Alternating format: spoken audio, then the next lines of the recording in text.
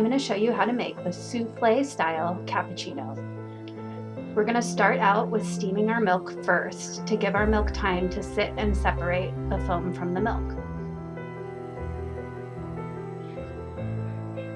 When you're steaming, you want to aerate the entire time to create more foam.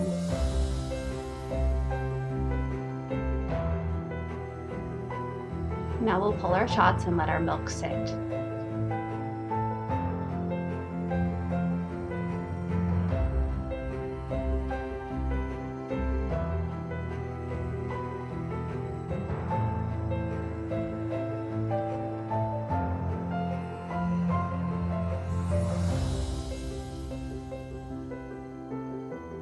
Now we're going to add our shots and then scoop the foam into the center of your cup.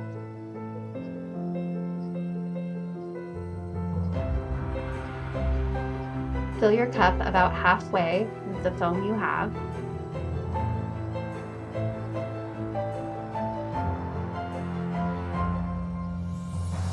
And then fill your cup the rest of the way, going slightly over the edge to create a souffle effect.